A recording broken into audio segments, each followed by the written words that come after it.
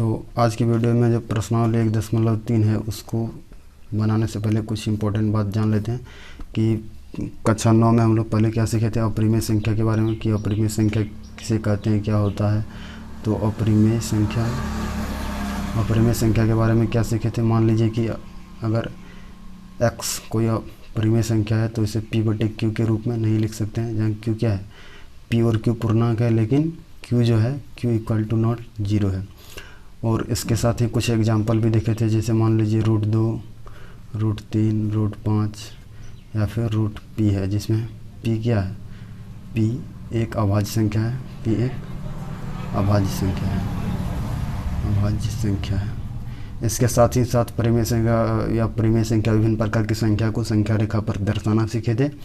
तो इस अध्याय में हम लोग क्या सीखेंगे कि √2 एक परिमेय संख्या है, अपरिमेय संख्या, इसको प्रूव नहीं किए थे। और इस चैप्टर में हम लोग √2 एक अपरिमेय संख्या, इसको प्रूव करना सीखेंगे। √2 एक अपरिमेय संख्या, इसको प्रूव करने के लिए हम लोगों को और एक प्रमेय की ज़रूरत पड़ेगा। तो उस प्रमेय को हम लोग जानेंगे कि जो प्रमेय 1.3 है और जो पिछला प्रमेय था अंकगणित का आधारभूत प्रमेय, उन दोनों प्रमेय की मदद से, इस प्रमेय की मदद से 1.3 प्रमेय प्रूव होगा। और इसके साथ ही साथ अगर जो शून्येतर परिमेय संख्या है, यानी जो शून्य के अलावा जो पूर्णांक संख्या यानी धनात्मक पूर्णांक, ऋणात्मक पूर्णांक। शून्येतर मतलब क्या होता है, शून्येतर जो है इसमें देखिए शून्य और इतर से बना है, जो है शून्य और इतर। तो शून्य का मतलब होता है शून्य और इतर का मतलब होता है इससे भिन्न। इतर का अर्थ होता है, इतर का अर्थ जो है वो होता है इससे भिन्न, इससे भिन्न, से भिन्न। तो इसका अर्थ होता है से भिन्न यानी क्या है, शून्य से भिन्न, यानी शून्य के अलावा जो होगा, यानी धनात्मक पूर्णांक, ऋणात्मक पूर्णांक। तो इन सभी को शून्यता जो परिमेय संख्या होगा, यानी धनात्मक पूर्णांक, ऋणात्मक पूर्णांक, अगर उस संख्या को अगर हम लोग किसी अपरिमेय संख्या से जोड़ देंगे तो परिमेय संख्या भी वो अपरिमेय संख्या बन जाएगा। उसका जोड़, घटाव या फिर गुना भाग करते हैं तो वो भी हमें अपरिमेय संख्या मिलेगा। तो इसको भी प्रूव करके देखेंगे। तो इससे पहले हम लोग चलिए प्रमेय 1.3 को सीखते हैं। तो प्रमेय 1.3 में क्या दिया हुआ है कि मान लीजिए कि p एक अभाज्य संख्या है। तो मान लीजिए कि p एक अभाज्य संख्या है, अभाज्य संख्या।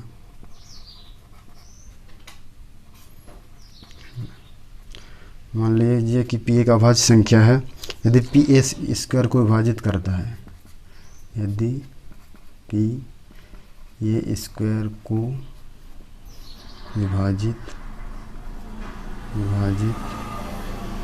करता है p एक अभाज्य संख्या। अगर p a² को विभाजित करता है तो p a को भी विभाजित करेगा। तो p a को भी विभाजित करेगा।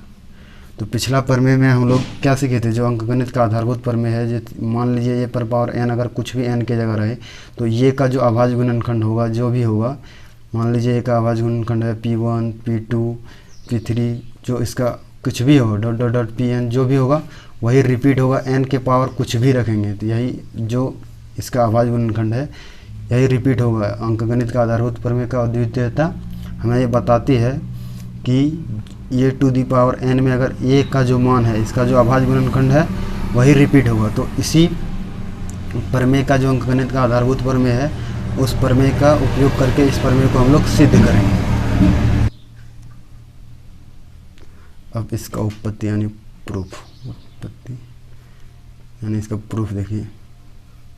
इसका प्रूफ कैसे होगा, जैसे कि माना ये का अभाज्य गुणनखंड, माना एक संख्या ये है, तो ये का अभाज्य गुणनखंड, ये का अभाज्य गुणनखंड, ये एक अभाज्य संख्या है तो ये का अभाज्य गुणनखंड, ये बराबर मान लीजिए p1 है, p2 है, p3 है, dot dot dot dot pn तक है, pn है, जहाँ जहाँ P1 P2 P3 dot dot dot dot Pn क्या है, ये सभी P1 P2 P3 क्या है, सब अभाज्य संख्या है, अभाज्य संख्या है, अभाज्य संख्या। लेकिन ये ज़रूरी नहीं है कि जो P1 और P2 है और जो P3 है सभी अलग अलग हुआ। जैसे मान लीजिए हम लोग 18 का अभाज्य गुणनखंड लिखेंगे तो लिखेंगे 2 गुना 3 गुना 3, ये हुआ P1, ये हुआ P2, ये हुआ P3, अभाज्य गुणनखंड के रूप में है। लेकिन क्या है, P2 और P3 क्या है, दोनों सेम है। तो ये ज़रूरी नहीं है कि जो P1 P2 P3 है सब अलग अलग होगा। इसी को लिखेंगे कि परंतु आवश्यक रूप से भिन्न नहीं है, परंतु ये आवश्यक नहीं है कि सब अलग अलग हो। इसी प्रकार अब होगा क्या, दोनों वर्ग करेंगे, दोनों ओर स्क्वायर करने पर, दोनों और वर्ग करने पर स्क्वायर करेंगे तो क्या हो जाएगा, ए स्क्वायर इधर होगा, ए स्क्वायर बराबर क्या हो जाएगा, P1 P2 P3 dot dot dot dot Pn होगा into P1 P2 P3 dot dot dot dot Pn। यानी इसको इस तरह से लिखेंगे, P1 का स्क्वायर इंटू P2 का स्क्वायर इंटू P3 का square dot dot dot up to Pn का स्क्वायर। अब प्रश्न में चूंकि दिया है कि P ए स्क्वायर को विभाजित करेगा, प्रूव करना इसमें दिया है, चूंकि यहाँ क्या है, P ए स्क्वायर को विभाजित करता है। प्रश्न में दिया है चूंकि P जो है P ए स्क्वायर को विभाजित करता है,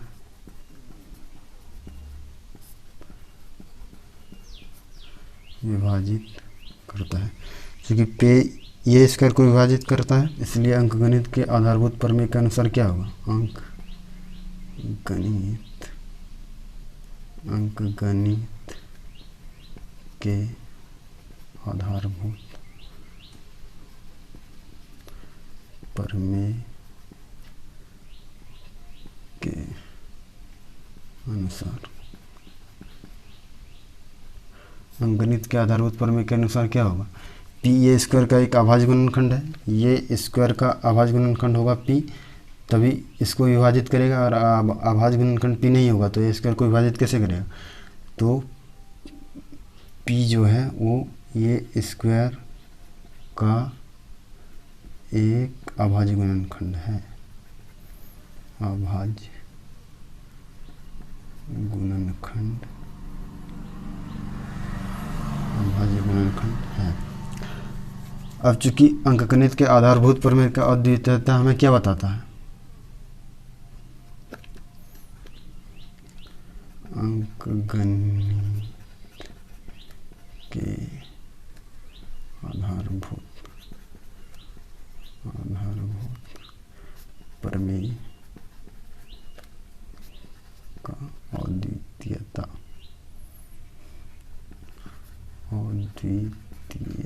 यानी उसका जो यूनिकनेस है, अद्वितीयता के गुण से, जो ये का अभाज्य गुणनखंड होगा वही ए स्क्वायर का भी अभाज्य गुणनखंड होगा।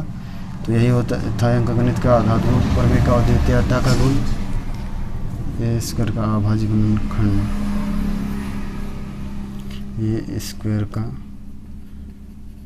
अभाज्य गुणनखंड, इसी को रिपीट होगा, अभाज्य गुणनखंड केवल P1 P2 P3 dot dot dot Pn ये होगा। जो ए का अभाज्य गुणनखंड वही होगा ए स्क्वायर का, यानी यही जो गुणनखंड है यही रिपीट होगा। तो उसके बाद इसलिए P को हम लोग क्या करेंगे, इसलिए P जो होगा, इसलिए P जो होगा क्या होगा, इन्हीं में से किन्हीं अभाज्य गुणनखंड में से एक होगा, जो इनका अभाज्य गुणनखंड P1 P2 P3 इन्हीं में से एक होगा, इसलिए P इन्हीं अभाज्य गुणनखंड में से एक होगा, जो है इन्हीं अभाज्य गुणनखंड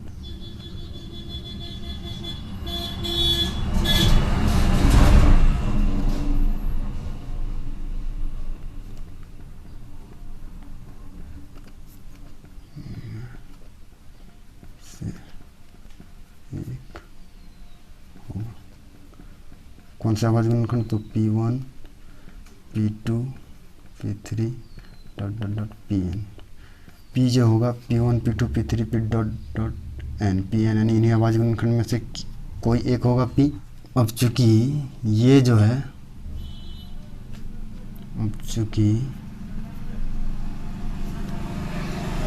ये जो है ये बराबर है P1 P2 P3 dot dot dot Pn है, तथा P जो है P है इन्हीं में से P1 P2 P3 dot dot dot Pn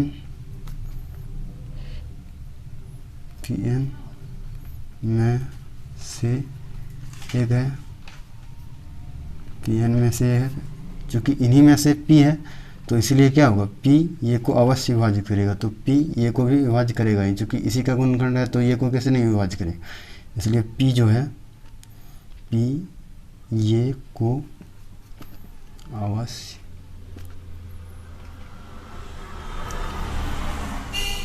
विभाजित करेगा। तो यही था प्रूफ, इसका हो गया प्रूफ, आंसर प्रूव्ड हो गया। अब इसका कुछ एग्जांपल देख लेते हैं। जैसे मान लीजिए कि 2 का स्क्वायर है, 2 का स्क्वायर क्या होता है 4, अगर 4 2 से विभाजित है तो 2 से 2 भी विभाजित होगा। अगर मान लीजिए कि 6 का स्क्वायर आता तो 6 का स्क्वायर कितना होता है 36, 36 अगर 3 से विभाजित है तो 6 भी 3 से विभाजित होगा। अब हम लोग पर में 1.4 देखते हैं, ये बहुत ही इंपॉर्टेंट क्वेश्चन है, ये एग्जाम में अवश्य आएगा। यानी √2 जो है इसके जगह कुछ √3 √5 या फिर कुछ अलग नंबर दिया रहेगा, लेकिन इस तरह का क्वेश्चन जरूर आएगा। कि देखिए क्या दिया है कि सिद्ध कीजिए कि √2 एक अपरिमेय संख्या है, सॉरी अपरिमेय लिख दिया, अपरिमेय संख्या है। तो इसको प्रूफ कैसे होता है, देखिए उत्पत्ति यानी प्रूफ, जैसे मैं प्रूफ कर रहा हूँ उसी टाइप से आप लोगों को प्रूफ करना है। तो मान लीजिए हम लोग पहले प्रूफ करना रहेगा परिमेय अपरिमेय संख्या है, तो माने हम लोग कि √2 एक परिमेय संख्या, माना √2 एक परिमेय संख्या है, परिमेय संख्या है, परिमेय संख्या है। तो परिमेय संख्या को हम लोग कैसे लिखते हैं, P/Q के रूप में, P/Q के रूप में, जहाँ Q क्या होता है Q = नॉट 0 और P और Q क्या है, सहअभाज्य संख्या है, जहाँ P और Q सहअभाज्य संख्या। सहअभाज्य संख्या क्या होता है, दोनों के बीच सिर्फ एक कॉमन फैक्टर होगा, सिर्फ एक से भाग लगेगा, दोनों में एक के अलावा कोई भी कॉमन गुणनखंड नहीं होगा, सहअभाज्य संख्या है। अगर सहअभाज्य नहीं होगा, मान लीजिए दोनों में कॉमन होगा, तो दोनों को भाग देकर जो कॉमन होगा उस संख्या से भाग देकर उसे P/Q बना लेंगे, तब हम लोग P/Q मानेंगे। सहअभाज्य संख्या यानी दोनों में कोई भी उभयनिष्ठ गुणनखंड नहीं है, दोनों में कोई भी उभयनिष्ठ यानी कॉमन गुणनखंड नहीं, गुणनखंड नहीं है। इसको मान लिया। अब इसको दोनों ओर वर्क करेंगे, स्क्वायर करेंगे, दोनों और वर्ग करने पर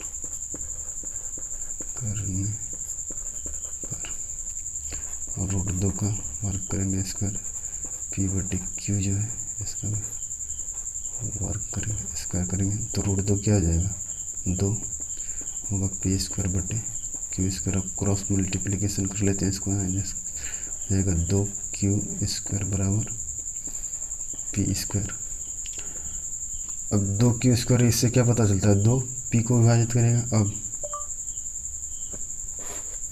चूँकि 2p स्क्वायर को विभाजित करेगा, चूँकि 2p स्क्वायर को विभाजित करता है, कि p जो है वो 2 जो है वो p स्क्वायर को विभाजित करता है, इसलिए 2 क्या p को भी विभाजित करेगा। अभी पिछला प्रमेय में सीखे, प्रमेय 1.3 में वही 2p को भी विभाजित करेगा। इसको प्रमेय 1.3 में अभी तुरंत सीखे, 1.3 से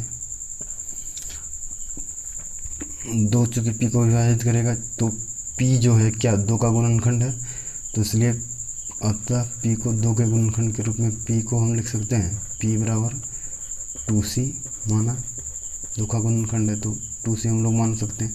जहाँ c क्या है, कोई पूर्णांक संख्या है, जहाँ c कोई पूर्णांक संख्या है, पूर्णांक संख्या है।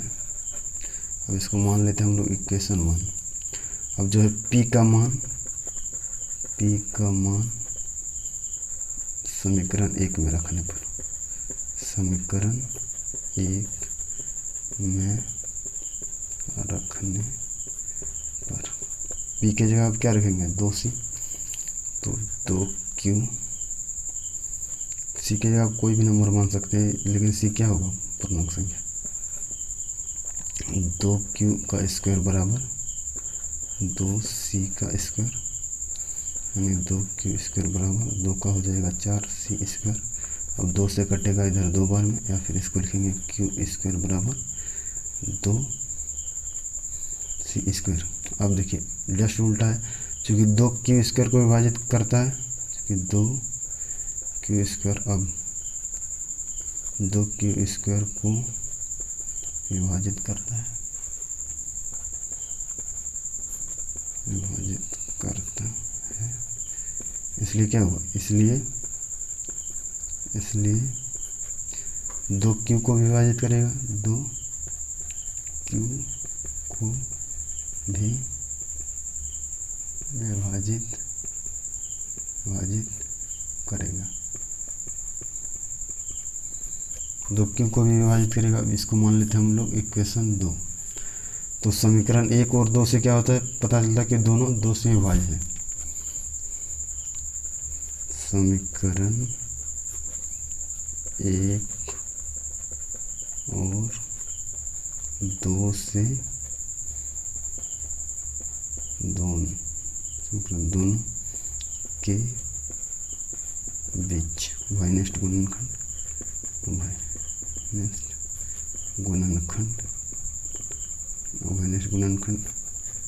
है, यानी दोनों में 2 से विभाजित है। अतः हमारा मानना क्या है, गलत है। अतः जो हमारी मान्यता के खिलाफ है, मान्यता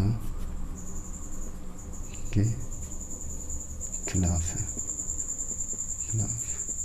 हम लोग क्या माने थे, p और q के बीच में कोई भी कॉमन नहीं है, लेकिन यहाँ p और q के बीच में 2 कॉमन दिखा रहा है, मान्यता के खिलाफ। इसलिए क्या होगा, √2 एक अपरिमेय संख्या है, अतः √2 एक अपरिमेय संख्या है, अपरिमेय संख्या है। हो गया प्रूफ।